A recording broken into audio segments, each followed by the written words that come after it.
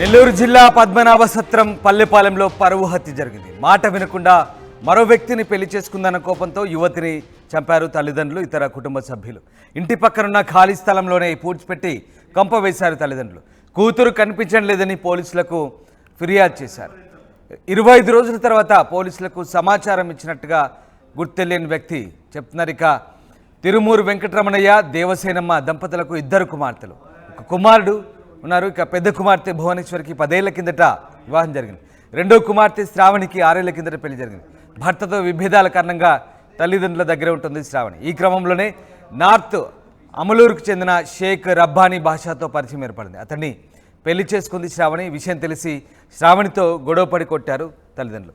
ఇక దీంతో తల్లిదండ్రులు, కుటుంబ సభ్యుల దాడితో ఒక్కసారిగా శ్రావణి మృతి చెందినట్టుగా తెలుస్తుంది. అయితే శ్రావణిని ఇంటి పక్కనే పూడ్చిపెట్టి 25 రోజులుగా ఏమీ తెలియనట్టుగా కుటుంబ సభ్యులు ఉన్నారు. దీంతో గుర్తు తెలియని వ్యక్తి ఇచ్చిన సమాచారంతో పోలీసులు రంగప్రవేశం చేసి ఆ డెడ్ బాడీని బయటకు తీశారు. దానికి సంబంధించిన దృశ్యాలు చూస్తున్నారు. నెల్లూరు జిల్లాలో ఈ పరువు హత్య జరిగింది.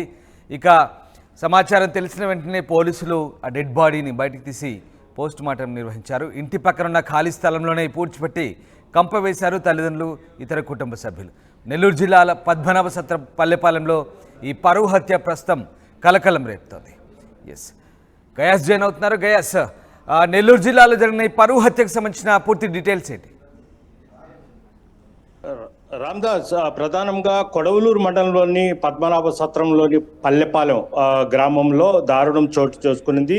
అక్కడ పరువు కోసం కూతురునే కన్నవారు కడదిచ్చిన ఘటన సంచలనంగా మారింది. అయితే ఈ ఘటన పద్మనాభ సత్రం పల్లెపాలెంలో మొత్తం ఈ పల్లెకాపురులు అంటే మత్స్యకారులు అంతే, వాళ్ళంతా కొన్ని కట్టుబాట్లకు ముడిపడి ఉంటారు. ప్రధానంగా ఆ గ్రామానికి చెందిన శ్రావణి కొద్ది రోజుల కిందట వివాహం జరిగింది. అయితే వివాహం జరిగిన తర్వాత వాళ్ళు కుటుంబ కలహాల కారణంగా ఆమె భర్తకు విడాకులు తీసి మళ్ళీ తల్లిదండ్రుల వద్దకు చేరడం జరిగింది. తల్లిదండ్రులు ఆమెకు ఒక చిన్న కూరగాయల వ్యాపారం పెట్టి ఇచ్చారు. దీంతో ఆమె జీవనం సాగిస్తున్నారు. అయితే ఒక మెకానిక్తో ఆమెకు వివాహేతర సంబంధం అయితే ఏర్పడింది. దీంతో అతను తరచుగా శ్రావణి ఇంటికి పోవడం జరుగుతుంది. దీన్ని కూడా ఆ గ్రామంలో అయితే వాళ్ళ బంధువులు ఇళ్ళు చాలా తల్లిదండ్రులు మొత్తం శ్రావణిని మందలించడం జరిగింది. అతను మెకానిక్ ఎందుకు వస్తున్నాడు, అతన్ని రాని బాధ్యత కూడా ఆమె ఎంతవరకు కూడా శ్రావణి అతన్ని రావాల్సింది అన్నట్టు పట్టుబడడం జరిగింది. అయితే తల్లిదండ్రులకు అదేవిధంగా శ్రావణి మధ్య గొడవ కూడా జరిగింది. ఈ నేపథ్యంలో గత 20 రోజుల కిందట శ్రావణిని వాళ్ళ తల్లిదండ్రులు ఇంట్లోనే కొట్టడం జరిగింది.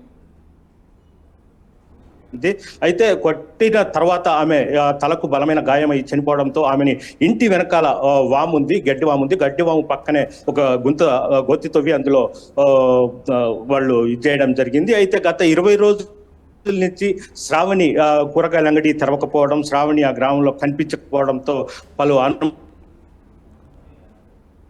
అనుమానాలు అయితే ఇచ్చేసింది. అయితే వీళ్ళ బంధువులు శ్రావణి ఎక్కడ పోయింది ఏందని చెప్తుంటే ఆమె వేరే ఊరికి పోయింది, వాళ్ళ వేరే బంధువుల ఇంటికి పోయిందని కూడా చెప్తున్నారు. అయితే ఈ విషయాన్ని ఆ గ్రామస్తులే కొంతమంది ముందుగానే పసిగట్టి 100కి పోలీసులకు ఫోన్ చేయడం జరిగింది. శ్రావణిని వాళ్ళ తల్లిదండ్రులే హత్య చేశారు. మృతదేహాన్ని వాళ్ళ ఇంటి వెనకాల వామిగొడ్డి పక్కన ఒక గోతి తవ్వి అందులో పూడ్చివేశారు. మీరైతే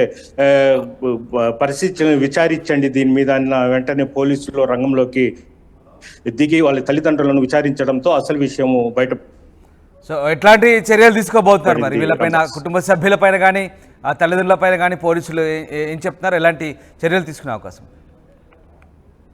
అయితే రామ్దాస్, వాళ్ళు ఏంటంటే పోలీసులు తీసుకుని పోయి తల్లిదండ్రులకు మందలించిన వెంటనే వాళ్ళు జరిగిన విషయాన్ని మొత్తము చెప్పడం జరిగింది. అయితే కేవలము తమ మాట వినకుండా ఇది చేస్తుంది, మేము ఊర్లో తలెత్తుకొని తిరగాలి కదా. దానికోసమే మేము ఒక దెబ్బ కొట్టిన వెంటనే తలకు బలమైన గాయమై చనిపోయింది. దానివల్ల ఏంటంటే మేము భయపడి మా ఇంటి వెనకాలే వామి తోటి అక్కడ ఒత్తి తవ్వి ఆమెకు బూడ్చి పెట్టడం జరిగింది అని కూడా వెంటనే వాళ్లకు చెప్పడం జరిగింది. అయితే పోలీసులు వాళ్ళని అదుపులోకి తీసుకొని విచారిస్తున్నారు. దీని వెనకాల ఇంకా ఎవరైనా ఉన్నారా, వీళ్ళు భార్యాభర్తలు అంటే తల్లిదండ్రులు ఇద్దరు కలిసే ఆమెని వామితో గోతి దూవడం కానీ శవాన్ని పూడ్చడం కానీ వీళ్ళిద్దరే చేశారా, వీళ్ళకు ఎవరైనా సహకరించారా అనే కోణములు కూడా పోలీసులు అయితే విచారిస్తున్నారు. మొత్తం మీద పోలీసులు వాళ్ళ అదుపులో ఉన్నారు, విచారిస్తున్నారు. దీని వెనకాల ఇంకా ఒకరిద్దరు ఉండొచ్చని కూడా పోలీసులు అయితే అనుమానిస్తున్నారు. ఇది కేవలము పరువు హత్యగానే పోలీసులు దీన్ని కేసు నమోదు చేస్తున్నారు. Ramdas. Right, yes, thank you guys. Nellore జిల్లాలో పరువు హత్య కలకలం రేపుతోంది. మాట వినకుండా మరో వ్యక్తిని పెళ్లి చేసుకుందన్న కోపంతో యువతిని తల్లిదండ్రులు కుటుంబ సభ్యులు కలిసి చంపి పక్కనున్న ఖాళీ స్థలంలోనే పూడ్చిపెట్టి కంపవేశారు. దీంతో అటు కూతురు కనిపించడం లేదంటూ కూడా తిరిగి పోలీసులకు ఫిర్యాదు చేశారు. 25 రోజుల తర్వాత ఓ గుర్తు తెలియని వ్యక్తి పోలీసులకు సమాచారం ఇవ్వడంతో ఒకసారిగా పోలీసులు రంగంలోకి దిగి తిరుమూరి వెంకటరమణయ్య, దేవసేనమ్మ దంపతులను కుటుంబ సభ్యులను విచారించడంతో అసలు విషయం బయటపడింది. తమ మాట వినలేదనే కారణంతో తమ కూతురైనటువంటి రెండో కూతురు శ్రావణిని చంపినట్టుగా పోలీసుల ఎంక్వైరీలో ఒప్పుకోవడంతో అసలు విషయం బయటపడింది.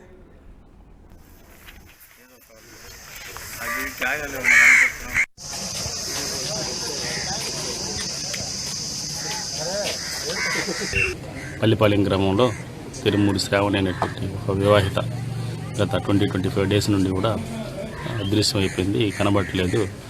వాళ్ళ ఇంట్లో పేరెంట్స్ గాను అమ్మాయికి మధ్య పెళ్లి విషయంలో కొంచెం గొడవలు జరుగుతూ ఉన్నాయి. కానీ అమ్మాయి ఏం కనబడట్లేదు, ఈ ఇంట్లో వాళ్ళు ఏమైనా చేస్తుంటారనేటువంటి చిన్న అనుమానం మీద ఒక మిస్సింగ్ కేసు నమోదు చేసి దర్యాప్తు కొనసాగించగా ఈ రోజున ఆ అమ్మాయి యొక్క పేరెంట్సే వాళ్ళ మాట వినట్లేదన్న ఉద్దేశంతో ఆ అమ్మాయిని హత్య చేసి వాళ్ళ ఇంటి దగ్గరలో ఉన్నటువంటి గడ్డివాం దగ్గర అమ్మాయిని పూడ్చిపెట్టినట్టుగా మా ఇన్వెస్టిగేషన్లో బయటకు వచ్చింది. అందుకు గాను ఈ రోజున ఎంఆర్ఓ గారి సమక్షంలో అట్లాగే ఫోరెన్సిక్ డాక్టర్స్ యొక్క సమక్షంలో బాడీని బయటికి తీపించి ఎగ్జిబిషన్ చేసి అన్నీ కూడా పరిశీలించాం. బాడీ కూడా ట్రేస్ అయింది. అట్లాగే హత్య ఎవరెవరు చేశారు, ఆ హత్యకి ఎవరెవరు సహకరించారు అనేటువంటి కోణంలో కూడా మేము దర్యాప్తు కొనసాగించి కేసుని ముందుకు తీసుకెళ్తాం. ప్రస్తుతానికైతే అమ్మాయి బాడీని ట్రేస్ అవుట్ చేసి మళ్ళీ పోస్ట్ మార్టం కండక్ట్ చేస్తూ ఉన్నారు. ఆధారాలు ఏమైనా దొరికాయి సార్? ఆధారాలు దొరకబట్టి కదా బాడీ ట్రేస్ అయింది, లేకపోతే అసలు బాడీ ఎక్కడ ఉందన్న విషయం మనకు తెలియదు కదా. అంటే కొట్టారా ఏదైనా? అది దర్యాప్తు కొనసాగుతూ ఉంది. ఏ విధంగా హత్య చేశారనేటువంటిది తదుపరి.